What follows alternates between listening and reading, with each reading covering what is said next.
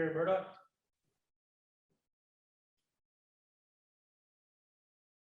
You're muted, Carrie. Or can't hear you. Typical Carrie.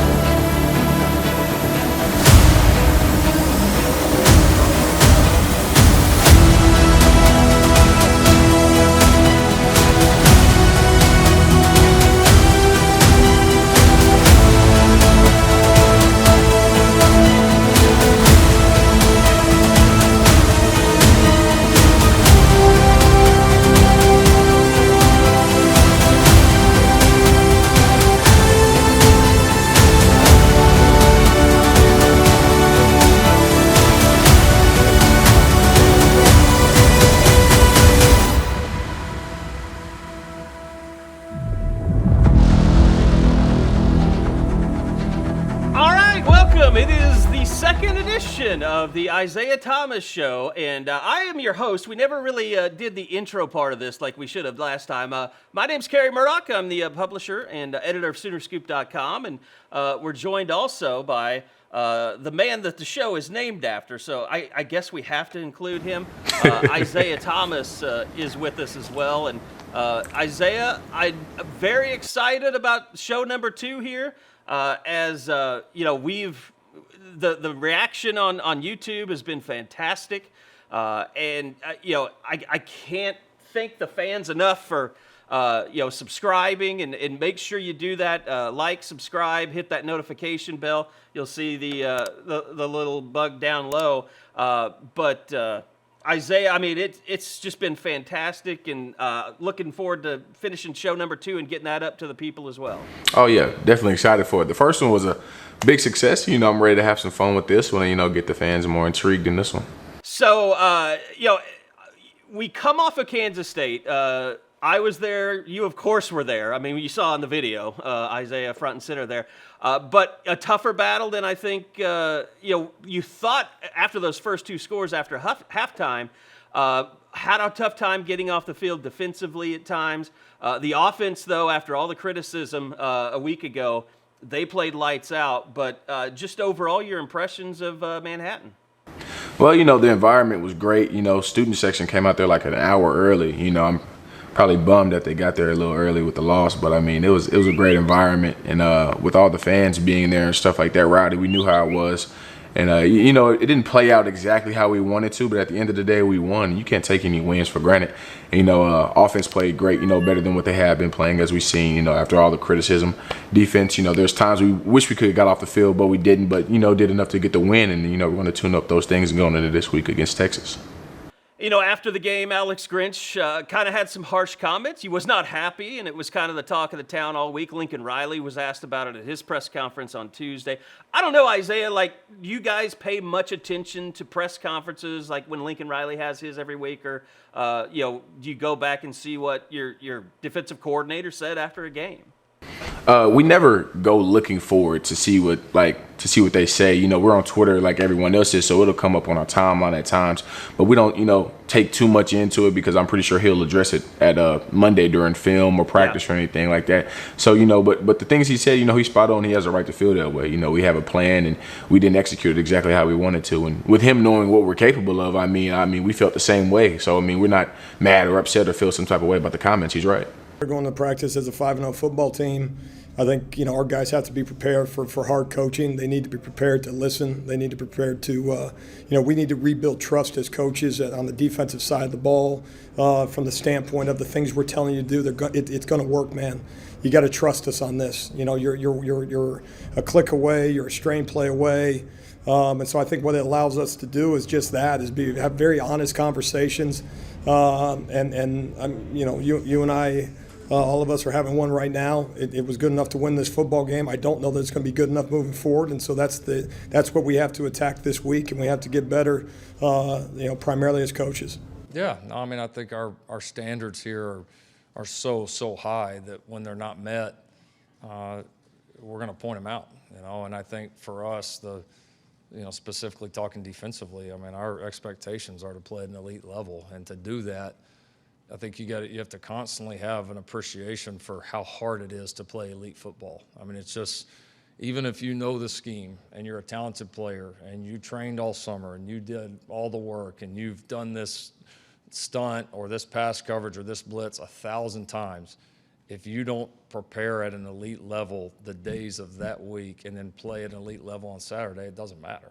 It doesn't matter. And you have to do all those things leading up to it just to give yourself a chance. And then you have to put everything out there throughout the week to get ready to play at the level we expect. And it can be just a little bit off, but a little bit off shows up against good opponents or big games or big moments. And so, going back and looking at it, did we prepare bad? I wouldn't say we prepared bad, but was it at the level that we expect defensively? No, it wasn't. Did we play awful? We did play awful, but did we play at the level we expect? Certainly not. So I think it's just being real with our guys. If they do well, we're going to tell them they did well. If they didn't do well, or if it wasn't up to our standard, we believe in being very upfront and blunt and honest with our guys, and I think that's an example of Coach Grinch doing that with our defensive players.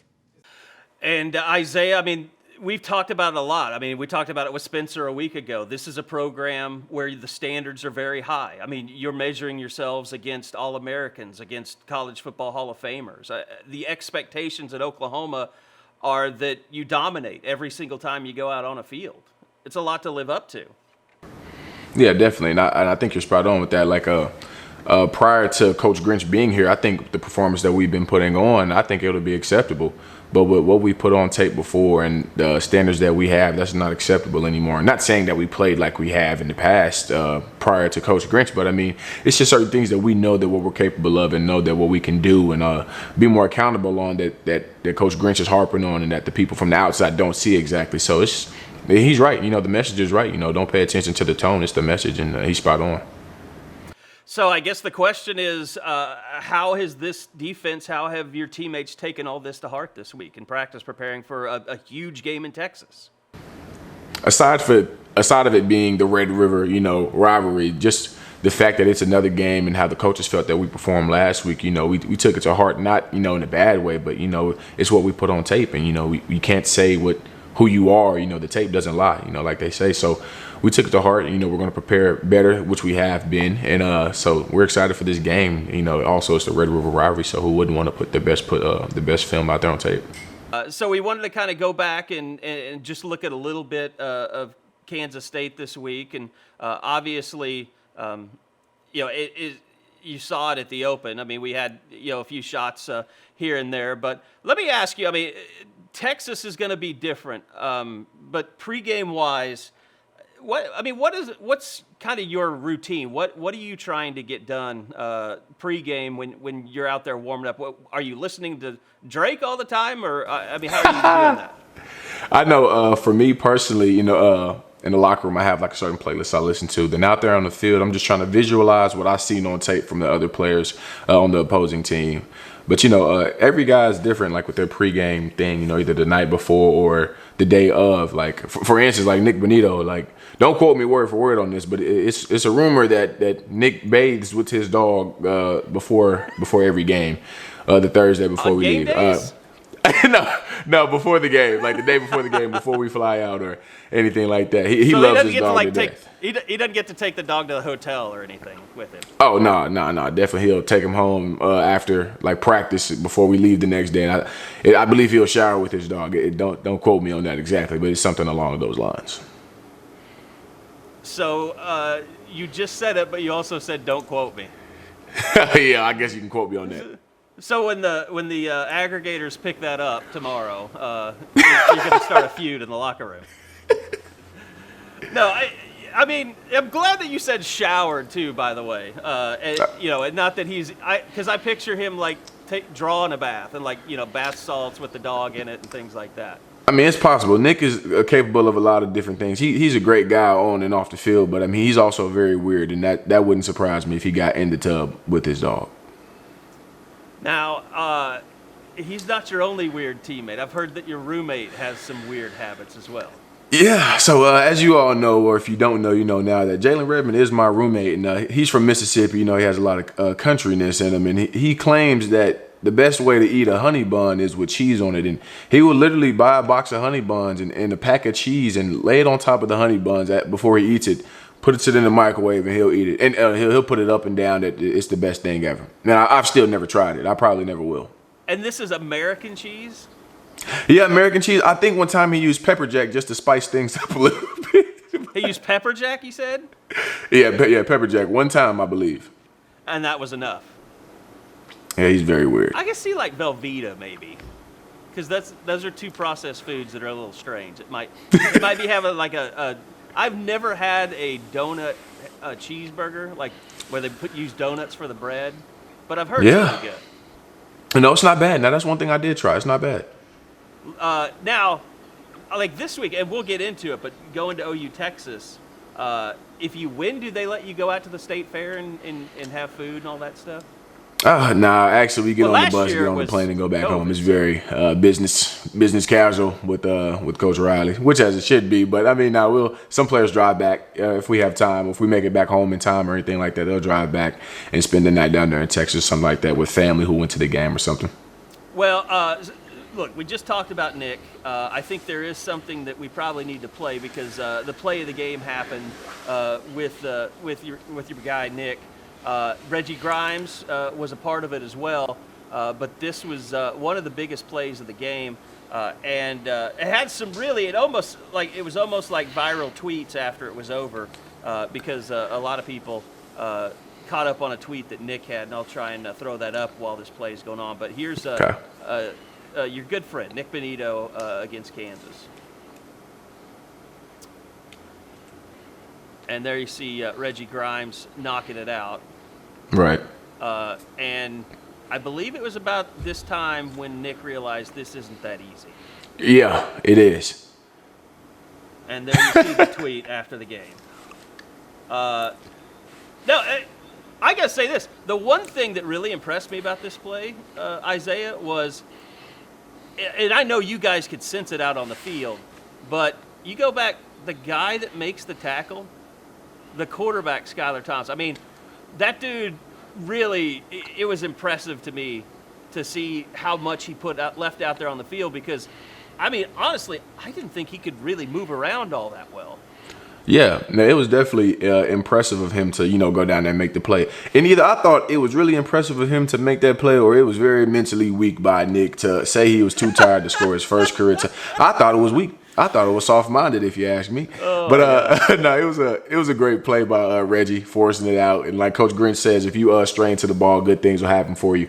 And Nick, ended up breaking the record for the longest fumble cover return in school history. Man, he was awarded for it. But wish he could have scored though. Man, it really bummed me out. I didn't even celebrate with him on the side. So, the celebration thing is becoming a thing with you and your teammates now, calling people out for not celebrating. I saw Delarian Turner felt called out, and he apologized to you on Twitter. Yeah, that definitely. That's not the first instance that's happened, but it's become a thing that week by week. Someone always misses out on the celebration or doesn't get recognized for what they did on the play. So, I just keep it rolling. I do appreciate this because you've literally taken ownership in the show. You're now kicking people off of the show before they can even be on.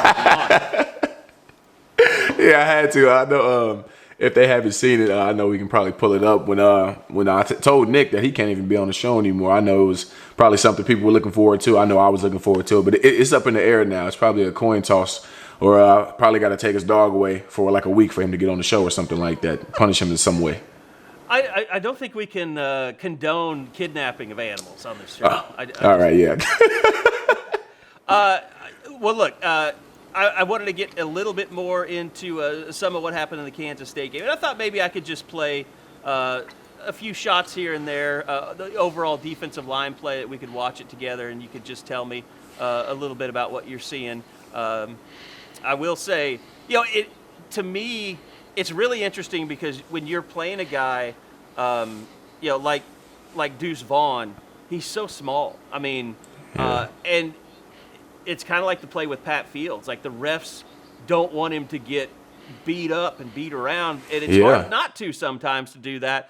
Like for instance, this play, Nick was kind of holding him up at the end, and then you just come in like you don't care. You're just going to smack the guy around.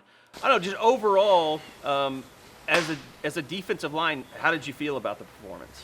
I felt like, on the edge, I think we were productive. Me and Nick Benito, being able to cause some havoc in the backfield. We on all my TFLs, Nick Benito was right there. So it was great being out there on the edge with him. And interior-wise, I know they didn't have the production that they wanted, but still being able to run the right stunts and being disruptive also helps out everyone else. So and that goes unnoticed. But obviously, like Grinch said, it wasn't our best game up front, but he didn't expect it to be perfect, but he can expect it to be better. And I know on plays like such as this one right here that we just got to run to the ball and leverage it. So stuff like that we just little things we got to harp on and stuff. So yeah.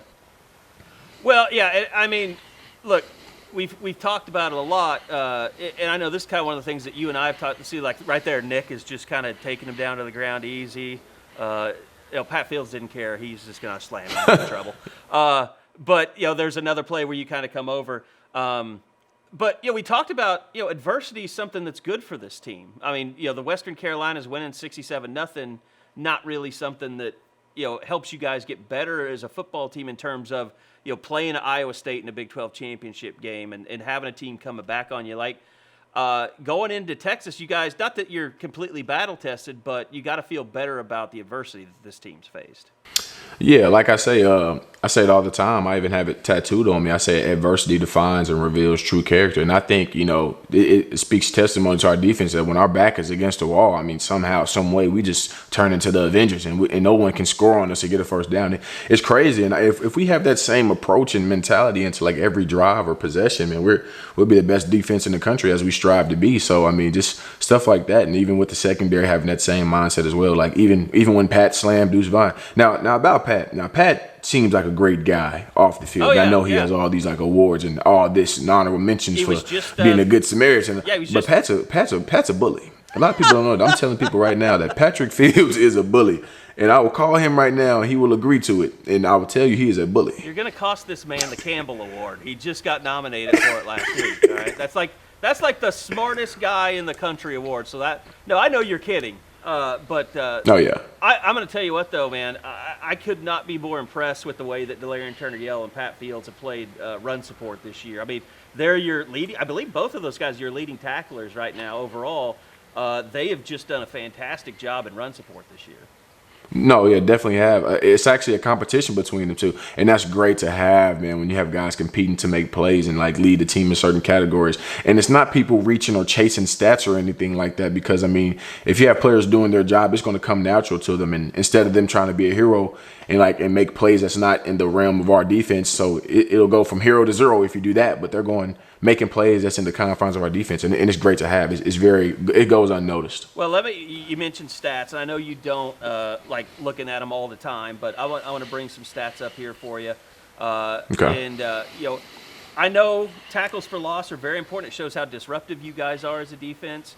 I know sacks is something that you've talked about before, but let me just show you, at least in the Big 12, the sack leaders here as you guys. It would help if I'd work this thing right. You see there, Perrion. Really, you got Perrion and Will McDonald from Iowa State are tied right now, 3.5. You're just a sack and a half off leader. So, I mean, a big game here or there. You could be right up there. Perrion could be right up there. I mean, Nick could be right up there.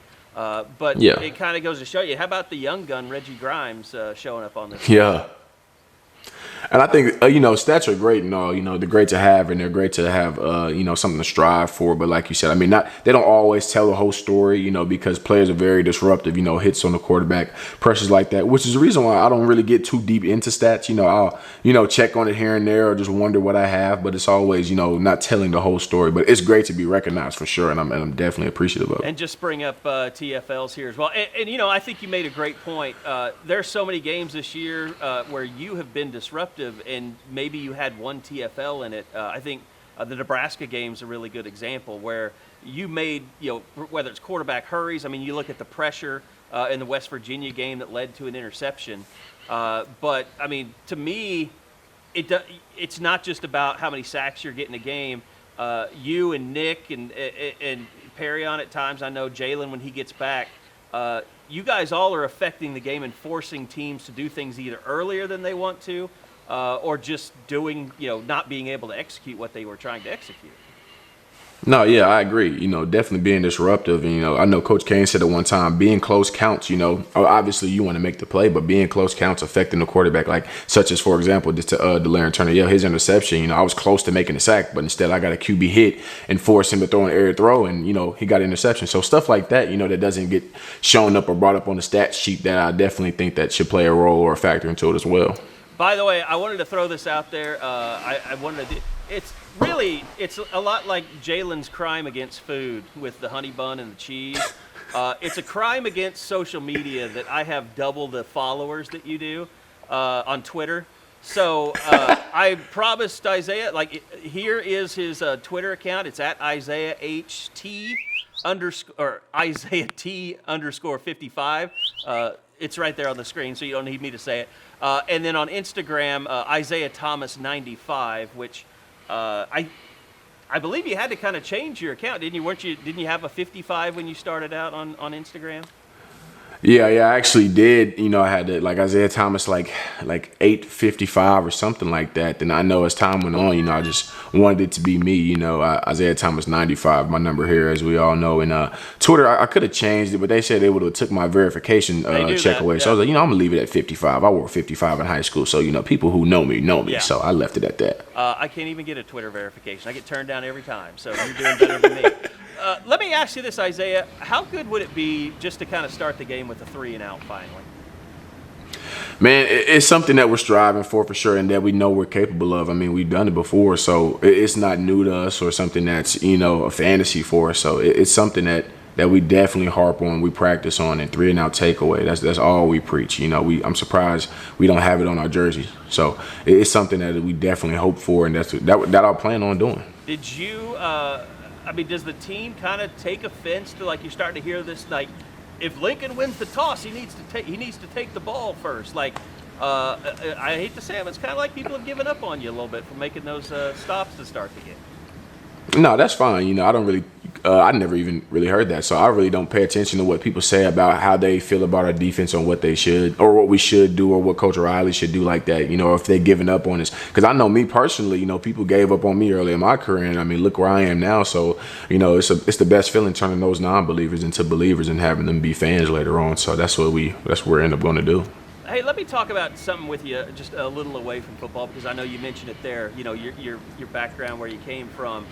I think it's really unique in that, most guys that are, successful at the D1 level, they come from a handful of places in Tulsa. They come from Jinx, they come from Union, they come from Booker T. Maybe they come from over at Broken Arrow. How much pride do you kind of take in the fact that you've made it this far from where you came from, and it wasn't from a football factory? Yeah, a whole lot of pride in it. I know my first day of like football practice, man, my coach, Travis Stalling, man, I know he's watching this, so listen close. I know I told him I love basketball, I love Dwayne Wade, all that. I was like 6'4", 6'3.5" going into my freshman year. And he was like, well, you can put that dream to rest because you're going to be a Division I football player if you stick to this. And I was like, whatever, man, this guy's crazy, man. Ain't nobody ever just went D1 right out of high school for here. So, I take a lot of pride in that because, I carry a lot of weight, taking that pride. And even with basketball, I ended up playing basketball, as we all know. And Coach Bobby Allison, man, he helped me to be where I am today as well. And just not being from a powerhouse like Union or Jinx like that. And being where I'm from, it gives a lot of hope. It gives a lot of inspiration. I take a lot of pride in that. So Tulsa, I love it. It holds a warm place in my heart, man. I take so much pride in it. I mean, that's part of it. I know, over the summer you got a chance to like tour the boys' home. And I want to talk more about the Greenwood Museum as we go along with this, but those are things that you're very passionate about that have to do with your city. I was wondering if you could just kind of talk about how you got involved in that, and obviously with the Tulsa Race Massacre and Russell Westbrook doing a documentary and some other documentaries that had come out, is a story I think a lot of Oklahomans didn't know about, that have grown up here all their lives. I told you early on, like, the first time I heard about it, it was called the Tulsa Race Riots. The name was changed to the Tulsa Race Massacre. But like, I had to leave the state, go play baseball, and be taught about it, in a history class there because no one in Oklahoma had ever talked about that to me. Right. And starting with the boys' home in Tulsa, I know my coach, my defensive line coach in high school, Darnell Whitaker, he actually volunteers and has been working there for years. I never even knew. It's not something he brags about or anything like that. It's just something he does out of the kindness of his heart. And he brought it up to me one day, and I was like, I didn't know you did that. And I had a lot of free time in the summer, and I went back home, and I went up there, and it's on a beautiful, like, college camp, like some mini college campus type. It's like 2 ponds there, some horses there. People go fishing there. And actually, when I walked in there, I seen the group of boys and stuff like that, introduced myself and all that. They was excited to see me. And the first thing I said, like, what y'all want to do? And I seen the basketball court, seen the fishing. I love to fish, if y'all didn't know that. And first thing that they said, let's play. What they said? They said, let's play pool. And I'm looking around like, why are they so eager to play pool? And I played pool about 15 total times in my life, so I know what I'm doing. So I get up there, and the first kid goes, and he leaves one ball on the table for me. And it's my turn. I'm like, oh, man, what do I got myself into? And so, obviously I missed. He won in 2 turns, and I was embarrassed. I was like, man. So I went again, didn't get a turn the second time, and I didn't play anymore. You got hustled.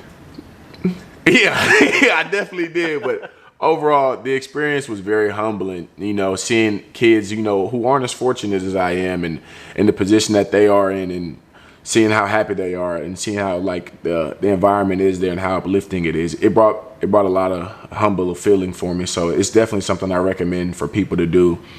Take some time for your community, spend some time out there, have some fun, enjoy it, and I definitely recommend it to anybody. Now, have you noticed, sophomore, junior, between those years, like when you go back home, that people start to notice you a lot? I mean, I'm sure everybody in the Tulsa Memorial community has always, known and embraced you and cared for you, but do you notice kind of a lot more,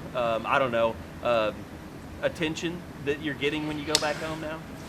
Oh, yeah, definitely a lot more attention, like especially in the common areas that I go to, just in my area. Oh, my gosh, it's everywhere. And I love it and I appreciate it. And I'll never turn down a fan or a friend who wants to take a picture or anything like that, because I know how it was being, a younger kid seeing someone in my position or at a higher position and seeing them out in public wanting a picture or autograph. So I'm definitely open to all that. It's a great feeling to have. I know I have an impact and an effect on my community and in my city. So I love it. It's a good feeling as well. People say, you're a celebrity now. I'm like, now stop it. Then I get in the car like, man, I kind of am a celebrity, man. You know what?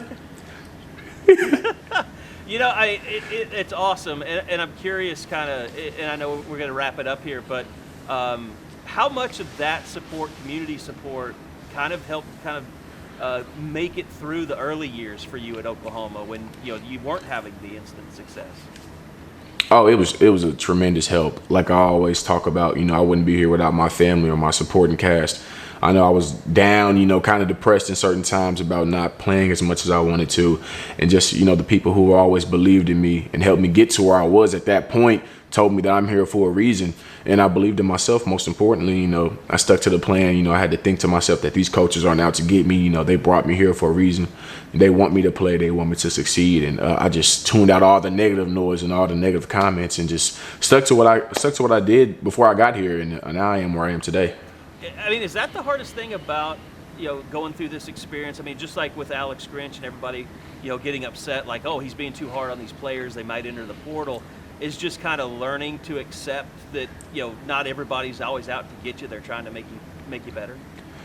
Yeah, that's tough. And I know how it feels to be in that position. And sometimes, you always got to look at the man in the mirror and tell yourself, are you doing what you need to do to be out there on the field?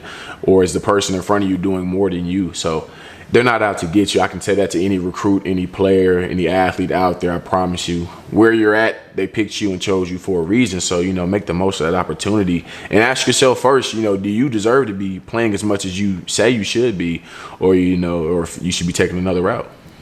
All right, OU Texas coming up. I don't want to leave out a little bit of talk.